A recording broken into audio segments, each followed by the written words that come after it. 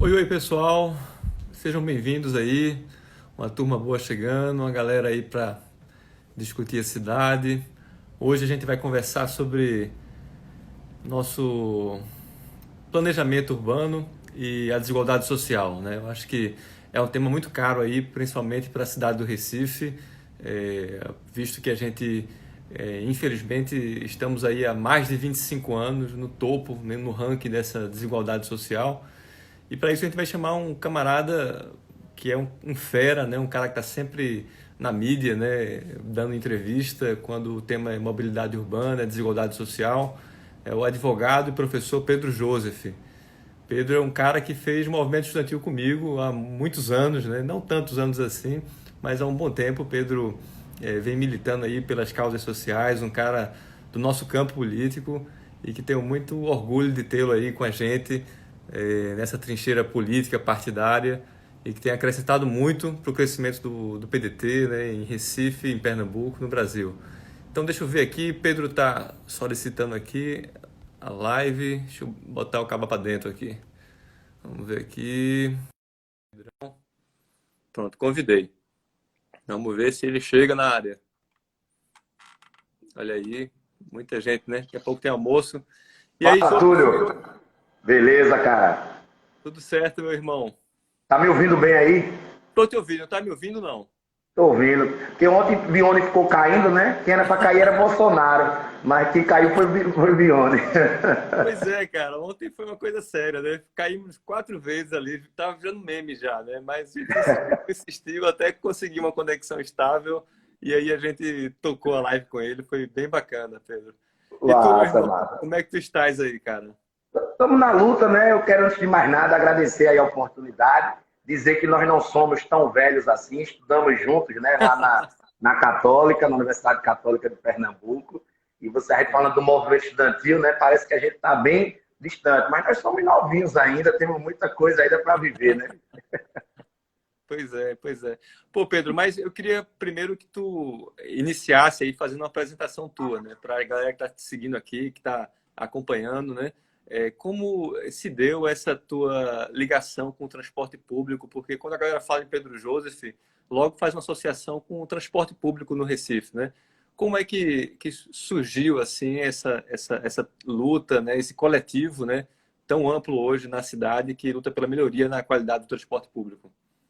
Olha, Túlio, você participava conosco, né, lá desde a época de 2005, 2006, depois 2007, 2008, que era a luta contra o aumento da passagem. Então, nós, estudantes, sempre nos reuníamos para lutar contra o aumento da passagem. Isso não só em Recife, né? No Brasil inteiro, quem está nos acompanhando sabe que, normalmente, os estudantes é que estão mais na linha de frente da discussão contra o aumento da passagem. Então, ainda secundarista, estudando no Colégio Nóbrega, participava desses protestos contra o aumento da passagem, depois lá na Católica, no Diretório Acadêmico de Direito, né? Você votou em mim lá. Ano passado eu votei em você, mas lá atrás você votou em mim como candidato a presidente lá do Diretório Acadêmico. A gente começou a perceber que era importante não só lutar contra o aumento da passagem, mas discutir os problemas do sistema do transporte. Né? Para você ter ideia, Recife, a nossa Constituição Federal é de 88. Mas desde 88 a gente nunca tinha tido licitação das linhas de ônibus. E isso gera problemas diários. Quem é de Recife sabe as dificuldades que é andar de transporte público aqui. Né? Por exemplo, Recife ganhou, a gente se arvora a ter vários títulos, né? A maior avenida em linha reta da América Latina, os maiores times de futebol, o maior bloco do mundo, tudo maior é nosso, né? O maior amor, o povo mais amoroso, tudo da gente é maior. Só que além desses títulos bons, a gente tem alguns títulos indigestos. Então, nós somos, por exemplo, a capital onde as pessoas mais esperam um ônibus ou um metrô. Nós somos a capital no Brasil Em onde as termos de pessoas... tempo, né, de espera, né, Pedro? Exatamente. Então, por exemplo, uma pessoa que está em Recife, ela demora, em média, mais de 1 hora aguardando o seu ônibus chegar na parada, chegar no coletivo, chegar no terminal integrado. Então, veja, nós temos um problema que a população já sofre diariamente. A gente tem visto falar muita gente, nós estamos numa pandemia. Estamos. Mas quem anda de ônibus no Recife já passa por uma pandemia diariamente, sujeita a todos os intempéries. Então, lá atrás, Túlio, em 2012, antes daquelas jornadas de junho de 2013, a gente teve uma ideia de dizer, vamos criar um movimento que possa discutir as pautas. Então, por exemplo, não se falava em passe livre, não se falava nesse direito do passe livre. Isso foi algo que os movimentos ali em 2013, de transporte, o MPL em São Paulo, o Bloco de Lutas pelo Transporte do Rio Grande do Sul, a gente aqui em Pernambuco, conseguimos colocar na ordem do dia. Então você vê, Túlio, em 2014, todos os candidatos a governador colocaram nos seus projetos o passe livre, porque virou algo que foi para as ruas, foi para a massa. Então a gente tem grandes conquistas em razão desses processos. Então nós criamos a Frente de Luta pelo Transporte Público e nós somos responsáveis por azucrinar o juízo dos gestores. Então nós já entramos com mais de 12 ações judiciais, nós já fizemos mais de 35 representações ao Ministério Público, já conseguimos impedir na Justiça aumento de passagem algumas vezes.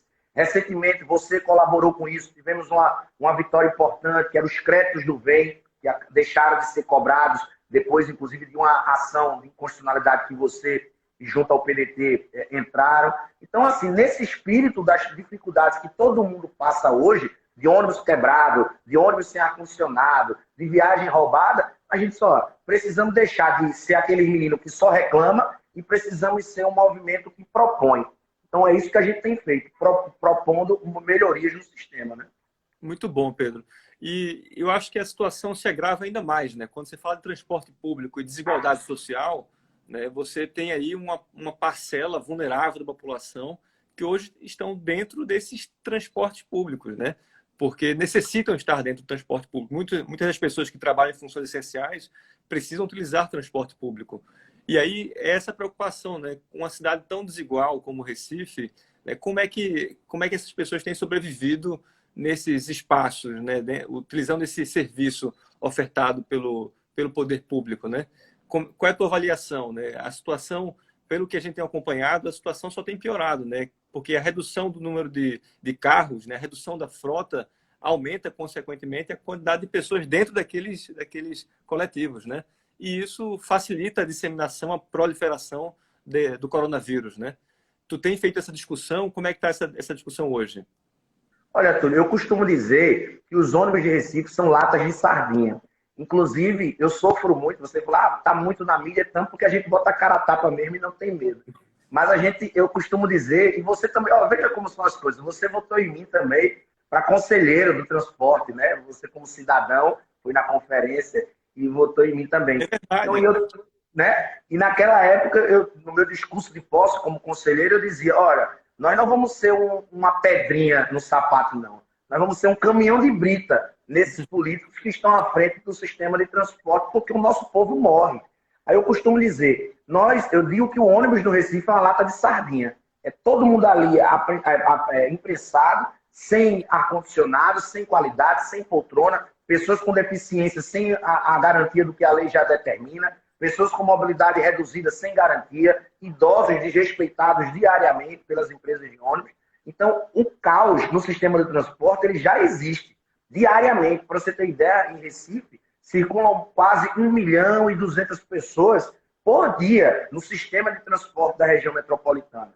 E isso de forma mais precária, sem prioridade, sem qualidade. Então, a gente precisa entender, Túlio, que a colega sua, deputada Luiz Erondina, sempre falou isso desde a década de 90, que o transporte e a mobilidade precisam ser entendidos como um direito social, tal qual a saúde, tal qual a educação, tal qual a assistência social, sobretudo porque o transporte é que garante os outros direitos. Como é que você vai para a escola? Utilizando o transporte. Seja o transporte coletivo, seja a sua mobilidade ativa, o transporte a pé ou de bicicleta, por exemplo. Né? Hoje, a maioria das pessoas no Recife tem deixado de utilizar o ônibus e tem utilizado a bicicleta. Só que não tem estrutura cicloviária para isso. Você pedala, você sabe muito bem disso. Nós não temos as estruturas. A gente tem lá as faixas bonitinhas no domingo, mas era importante que a gente tivesse semanalmente, diariamente, essa estrutura. Então, o que é que isso não quer dizer? Não só para passear, né, Pedro? Não só para passear, né? Não só como lazer, né? Mas Exatamente. como modal, de fato. Exatamente. E para você ter ideia, Túlio, tem uma visão do senso comum, diz, quem luta pela bicicleta é só quem é de classe média. Não. Hoje, 85% das pessoas, segundo a pesquisa da Amiciclo, recentemente, 85% das pessoas que usam a bicicleta no Recife são pessoas da classe E e D. São quem está circulando no Ibura, quem está circulando em Afogados, quem está circulando no Mogi. Por quê? Porque o transporte é caro, a passagem hoje onera 20% do orçamento das famílias pernambucanas. Então, um cidadão que ganha um salário... 20%. Um cidadão que ganha, por exemplo, R$1.000, um salário mínimo, ele gasta mensalmente R$200 só de passagem, só de transporte. Entendeu? Então, assim, como é que ele vai ter direito à educação? Como é que ele vai ter direito à saúde? Porque se o transporte não funciona, se ele não consegue entrar no sistema, ele vai estar impedido de acessar outros direitos sociais. Então, infelizmente, o Brasil de conjunto não E o tinha essa transporte não é ideia. eficiente, né, Pedro? Visto que é o que mais demora, né, também. É superlotado, né? Não tem qualidade, né, para o usuário ali. É por isso que ele termina optando pelo uso alternativo, né, de um outro modal, da bicicleta, né? E não encontra nas ruas espaço também, né? Porque o percentual de ruas que a gente tem no Recife hoje, a quilometragem de ruas com ciclovias é mínima se comparado a outras capitais, né? Se a gente pega, por exemplo, nós precisamos olhar os exemplos bons. Se a gente vai lá para Fortaleza, onde o nosso partido governa, o prefeito Roberto Cláudio, você observa que em Fortaleza, muitas vezes, não tem dinheiro para fazer isso. Não tem dinheiro para fazer isso. Mas observe agora, nesse ano eleitoral, quantas ruas não estão sendo recapeadas, quantas ruas não estão passando asfalto nas ruas. O que é que lá em Fortaleza já é feito com um case de sucesso? Ora, toda vez que a prefeitura for abrir ou reformar qualquer rua, já faz um estudo de viabilidade de implementação de uma estrutura cicloviária, seja ciclofaixa, seja ciclovia ou um corredor exclusivo de ônibus, se a rua tiver mais de 3 faixas de rolagem. Então você coloca dentro do orçamento, que já é grande, que é para asfaltar a rua, a política pública de prioridade ao transporte coletivo ou ao transporte cicloviário. Então, você tem mecanismos na municipalidade, que os municípios sentem, a gente não tem dinheiro, mas, por exemplo, a Prefeitura do Recife gasta R$200 milhões com publicidade e propaganda. Desse dinheiro, se a Prefeitura utilizasse 20% dessa verba, tudo, nós tínhamos aí quase 100 quilômetros de corredores exclusivos na cidade do Recife. Nós poderíamos duplicar a quantidade de ciclovias e ciclofaixas que nós temos no Recife. E você observa, Túlio, a desigualdade social em Recife, a pesquisa agora recente do Instituto Cidade Sustentável, saiu agora, no meio da pandemia, coloca que Recife e Belém são as capitais que foram pesquisadas, das 26, mais desiguais. E o que mais acentua a desigualdade é a falta de mobilidade urbana, é a falta de transporte coletivo digno e com qualidade. O cidadão que está desempregado, né? O nosso querido Ciro Gomes sempre fala disso. Nós temos 14 milhões de desempregados, 63 milhões de pessoas no SPC e no Serasa. Como é que essas pessoas vão procurar emprego se elas não conseguem acessar o sistema de transporte? É muito fácil para quem está numa situação confortável. Não, vamos ali atrás de emprego. Quem já tem um nível de qualificação já é difícil. Quanto mais as pessoas que não têm uma qualificação e precisam atrás desses empregos informais ou desses subempregos. Então, é um cenário caótico que Recife é pior ainda. Não, com certeza, né? Inclusive, uma crítica que a gente sempre escutou nesse campo de oposição, nesse campo progressista, a própria gestão, é que o Recife não é uma cidade planejada. Eu costumo dizer que o Recife é uma cidade planejada, mas planejada para quem, né? Por exemplo, a Via Mangue, né? O maior exemplo disso, talvez. A maior obra viária da cidade, né? Uma das mais caras do Brasil, que custou quase R$500 bilhão, que passa por cima do maior mangue urbano do mundo, né? O mangue do Recife, o manguezal do Recife é o maior mangue urbano do mundo, e ela serve a quem? A 30% da população que tem carro, né? A 30% da população que tem carro, ou seja, e liga empreendimentos estratégicos ali, né? Liga 2 shoppings a um condomínio de luxo, né? Ou seja, essa estrutura que foi montada, né, na cidade, ela ajuda a excluir essas pessoas, né, desses espaços públicos e também dificulta a mobilidade das pessoas que não têm carro, né? Por isso essa discussão, né?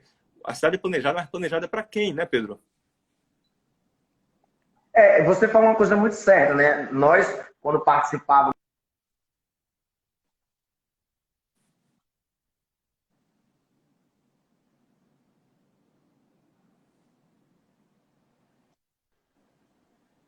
Oi, Pedro, tá caindo, cara.